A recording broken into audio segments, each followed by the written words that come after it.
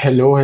Magandang araw. Welcome to my channel. Ako nga pala si Mystico Morano, or in short, Miss Mo. Dito sa aking channel, we will manifest love and light sa inyong Tagalog love reading na Miss Mo. Okay, so ang gagawin natin today ay ang quick energy check-in para ito sa lahat ng Sagittarius. Hello sa inyong lahat ng Sagittarius na nakasubaybay. Thank you sa inyong lahat na patuloy na sumusuporte sa Mystical Moreno channel. Thank you so much po. Sana patuloy niyo pong supportahan by liking this video and commenting below, lalo na kung nag-resonate ang reading. At sa mga bago, sana mag-subscribe na rin po kayo para updated din kayo sa mga posts and love readings na ipopost ko dito.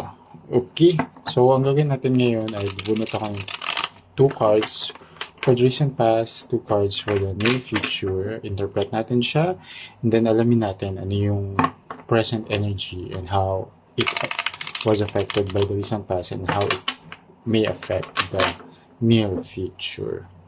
Okay? So, sige, simulan natin. Nagbubunot tayo ng isang oracle from the oracle deck as advice from the universe. So, let's see. I'll get the 6th card dahil June pa rin naman ngayon. Okay. 8 of Swords and Hangman and the near future. Page of Wands and Knight of Coins.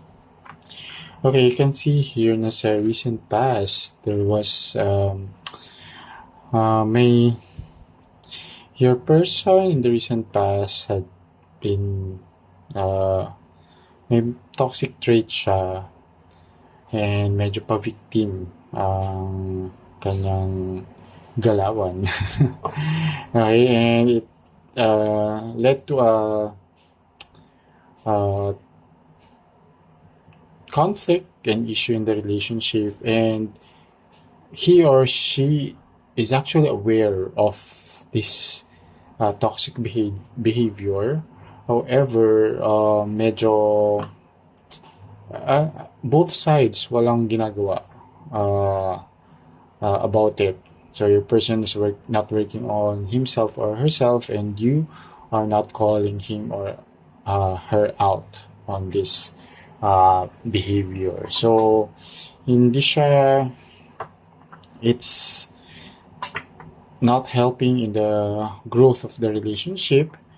And in the near future naman, however, in the near future, I think eventually you'll be moving forward from this connection.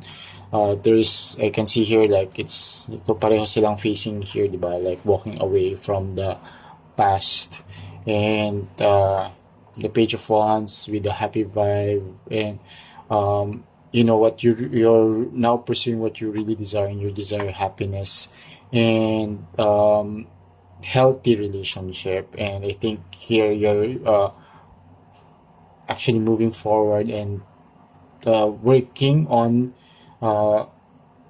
achieving that healthy relationship that you've been manifesting then. So, tingnan natin yung current energy. Okay, 7 of Coins.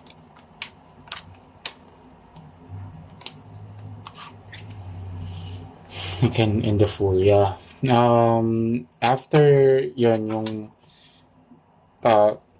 eventually ikaw may ma-realize ka dito, sabi ko kanina, your person is not doing anything about it, and ikaw din parang medyo nagkaroon ka rin ng waiting period, wala ka rin ginawa, pero at the present moment parang napagod ka na rin, ayaw mo na rin ng sa situation na yon.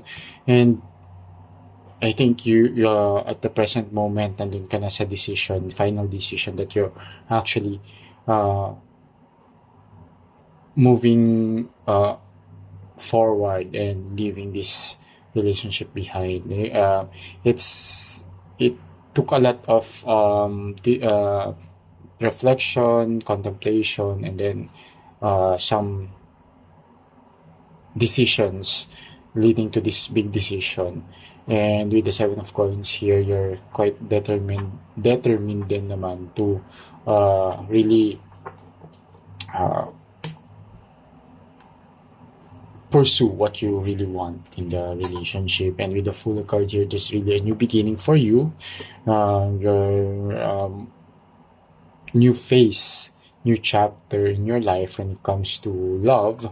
And I can see here it's not with this toxic person, but with someone new. And that's kaya yung energy of the near future is really moving forward and pursuing what you really want in a relationship. And either may darating or you'll stay single muna and enjoy your singlehood and staying happy with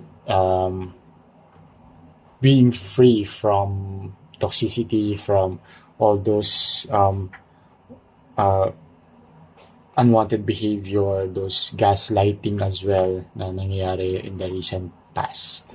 Okay, so tingnan natin ano yung advice ni Universe sa inyo.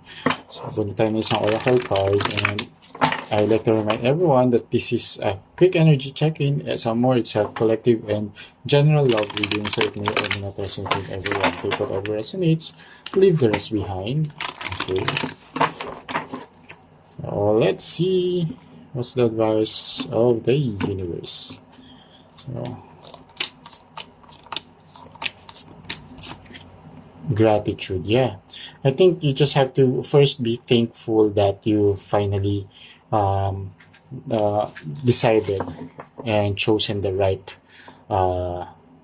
decision and moving forward sa right track, right path.